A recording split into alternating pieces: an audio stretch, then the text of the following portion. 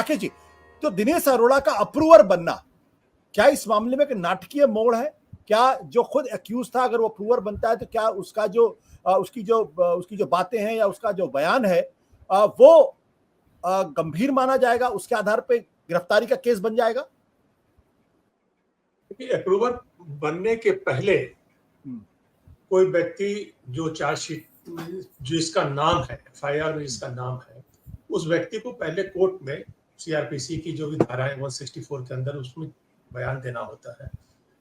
वो कोर्ट में स्वेच्छा से बयान देता है। तो पहली कड़ी उसकी ये है। ये बयान जो है दिनेश अरोड़ा का बहुत पहले आ चुका है, बहुत पहले वो बयान वो अपने हाथ से उन्होंने जज के सामने लिखा है। वो बयान की प्रति जो है मनीष सिसोदिया के केस में डिफेंस टीम को भी मिली है और डिफेंस टीम पूरी तरह से उससे अवगत है।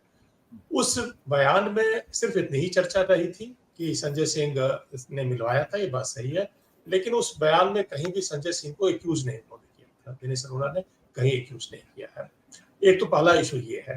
और जहां तक अप्रूवर की बात है, अप्रूवर हाँ जाहिर है कि वो अगर वो उसमें रहा है किसी केस में, अगर वो है और वो गवर्नमेंट को प्रोसिक्यूशन को मदद कर रहा है in the investigation to reach the desired goal, तो उसका उसको लाभ मिलता है कोर्ट में।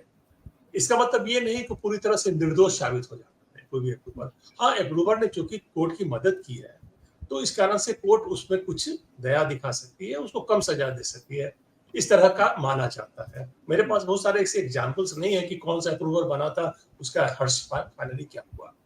लेकिन संजय सिंह के केस में दो तीन बातें बहुत महत्वपूर्ण है। एक तो बाकी जो भी आप जानते हैं, जैसे जैन का जो केस है, सत्येंद्र जैन के केस जो है वो अलग है, वो शराब घोटाले का नहीं, ये पहले मैं स्पष्ट कर दूं। वो उनका अपना हवाला का कुछ मैटर था, जिसमें कुछ ऐसी कंपनी थी जहां पर कुछ कैश जमा हुए, वो हवाला कंपनी ईडी बताती है कि यही कंट्रोल करते थे कुछ इस तरह से, कोई जहां उन्होंने मनी पार्क किया था फिर उनके पास हुआ है। तो it is nothing to do with that liquor scam. रही बात इसका लिकर स्कैम में, तो पहले सीबीआई का केस रजिस्टर हुआ दोनों बार, विजय नायर के पास केस में भी और मनीष सिसोदिया के केस में। विजय नायर और मनीष सिसोदिया दोनों पहले सीबीआई द्वारा अरेस्ट किए गए, उसके बाद उस कस्टडी के दौरान ही ईडी ने भी अपना अरेस्ट उसको दिखाया, या ईडी ने भी उसको अरेस्ट में ले लिया, दोनों के अरेस्ट में रह गए। लेकिन पहले सीबीआई ने अरेस्ट किया था। संजय जी के केस में ऐसा होता हुआ नहीं दिख रहा है, न कि प्रेडिकेट ऑफेंस जिसको बोलते हैं। आफ्टर ऑल पीएमएलए है क्या? Proceed of crime. तो क्राइम क्या है यहाँ पर? लिकर स्कैम है। तो लिकर स्कैम में इनके खिलाफ मुकदमा दर्ज नहीं हुआ, ये किसी एफआईआर में नाम दर्ज भी नहीं है सीबीआई के, लेकिन ईडी में सीधे सीधे आ गए हैं। अब उसके कुछ नए जजमेंट्स हैं जिसके आधार पर ईडी बगैर प्रेडिकेट ऑफेंस के भी सीधे कार्रवाई कर सकती है। वो हाल के कुछ संशोधनों में ऐसा है जिसका लाभ उठा के ईडी सीधे संजय सिंह के घर पर पहुंच गई without registering any FIR under predicate offence.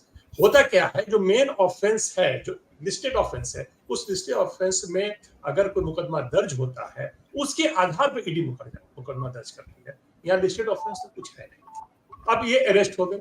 एक बात तो कॉमन है, देखिए कोई भी नेता अगर अरेस्ट होता है, चाहे मामला सही हो या गलत हो, बयान करीब करीब एक ही होता है। पॉलिटिकल वेंडेटा है या मोदी जी घबराए हुए हैं। अगर आप देखेंगे कि जब सत्येंद्र जैन अरेस्ट हुए या मनीष सिसोदिया अरेस्ट हुए, आज संजय सिंह अरेस्ट हुए, आम आदमी पार्टी का जो गवर्नमेंट है उनका जो रिएक्शन करीब समान है। एक ही रिएक्शन उस वक्त भी था, आज भी है, ये तो वो तो रिएक्शन उनका रहेगा।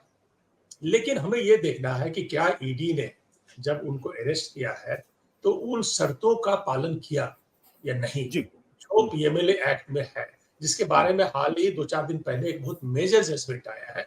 पंकज बंसल हाँ, तो उसमें बहुत सारी बातें लिखी हुई हैं। उसमें सबसे बड़ी बात जो इम्पोर्टेंट ये है, जो शायद कल इसमें डिस्कशन होगा, शायद क्या होना ही चाहिए, कल इस केस को डिफेंस टीम जरूर कोर्ट करेगी। क्या उन संजय सिंह को ग्राउंड ऑफ अरेस्ट बताया गया, क्या वो सारे मटेरियल दिए गए या नहीं दिए गए, जिसके आधार पर रीजन टू बिलीव हुआ जो ऑफिसर को जो उसने अरेस्ट किया है।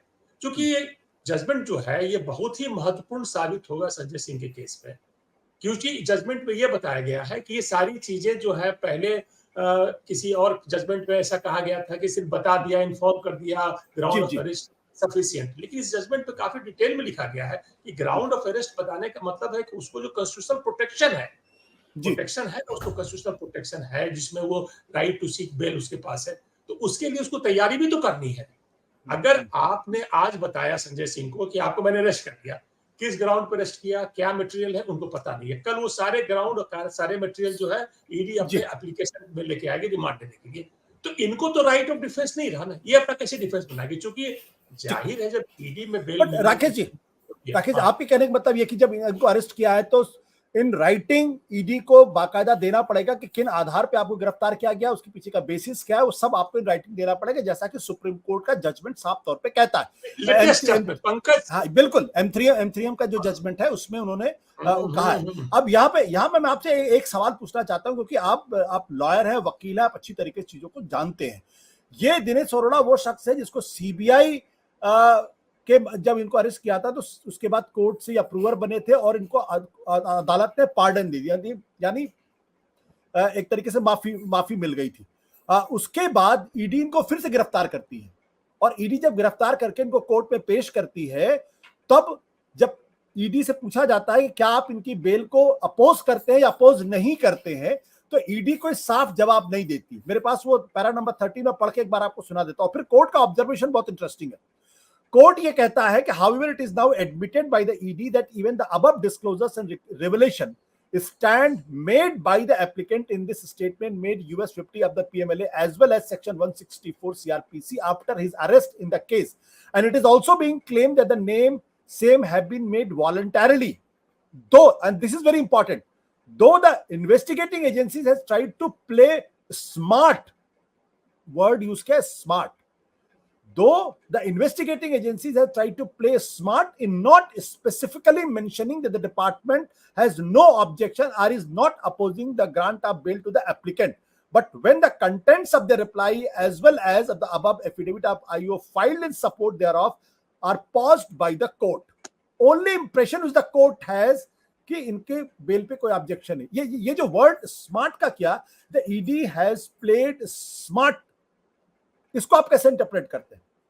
देखिए, ईडी आपको सब मिसचिफ, देखिए ईडी के मिसचिफ के बारे में बहुत सारे कोर्ट्स के जजमेंट हैं जिसमें ईडी को लताड़ा गया है, उनके बारे में कहा गया है, इसमें भी कुछ इस तरह का दिख रहा है। लेकिन ये कोई भी इन्वेस्टिगेटिंग एजेंसी है, चाहे वो ईडी हो, सीबीआई हो या पुलिस क्यों ना हो, सबके पास अपना एक तर्क होता है कि किसी का बेल वो अपोज करते हैं, किसी का बेल नहीं भी अपोज कर सकते हैं, वो उनका अपनी लीगल स्ट्रेटेजी है। देखिए bail as a matter of fact मैं चाहता हूं कि बेल अपोज की ही नहीं जाए। एज एन ऑर्डिनरी सिटीजन मैं किसी को अंडर ट्रायल जेल में रखने के पक्ष में नहीं हूं, तो अगर ईडी ने बेल अपोज नहीं किया तो ठीक है, उनको बाकी केसेस में नहीं करना चाहिए, क्योंकि बहुत ही अर्जेंट केसेस में, बहुत ही आवश्यक होने पर ही किसी को अंडर ट्रायल रखना चाहिए। तो मैं इसको बहुत बड़ा महत्वपूर्ण बात नहीं मानता। ईडी ने बेल अपोज नहीं किया तो नहीं किया, अच्छी बात है। हाँ नहीं, बट इस मामले में ईडी ने ये भी नहीं कहा कि आप बेल अपोज कर रहे हैं या बेल अपोज नहीं करें, ये यस और नो में जवाब नहीं दे रहे हो। इसीलिए कोर्ट ने कहा कि ये कोर्ट का इंप्रेशन है कि आप बेल को अपोज नहीं कर रहे हैं, हाँ ना में जवाब नहीं दिया गया, इसीलिए कोर्ट ने लिखा प्ले स्मार्ट। ये वर्ड अपने आप में काफी इंटरेस्टिंग वर्ड है। हाँ, कोर्ट का ऑब्जर्वेशन है। कोर्ट ने ऐसा समझा कि उन्होंने मुंह से कुछ नहीं बोला, लेकिन जो उन्होंने रिप्लाई फाइल किया है एप्लीकेशन पर, उस एप्लीकेशन में कोई इतने ज्यादा स्ट्रॉन्ग आर्गुमेंट नहीं है, तर्क नहीं है जिससे उनको बेल डिनाई किया जा सके। लेकिन मैं आपको पहले बता रहा हूँ कि इन्वेस्टिगेटिंग एजेंसी यूज करती है अप्रूवर्स को। अब उस अप्रूवर को लीगल कितना फायदा होता है, फाइनली उस केस में कितना फायदा होता है, वो तो जज के हाथ में है। जज के हाथ में है, जज डिसाइड करेगा कि इसको कितना लाभ दिया जा सकता है या नहीं दिया जा सकता है। जहां तक दिनेश अरोड़ा की बात है, पता नहीं कि उन्होंने ईडी में फिर नया को बयान दिया है, इसके बारे में मुझे जानकारी नहीं है। हाँ, सीबीआई में जो उन्होंने मजिस्ट्रेट के सामने लिखा था वो तो हम लोगों ने अच्छे से जानते हैं और देखा भी है, लेकिन अभी नए में क्या डेवलपमेंट है ये मुझे पता नहीं। बिल्कुल। अश्विनी जी, सत्य हिंदी का ऐप डाउनलोड करें गूगल प्ले स्टोर पर।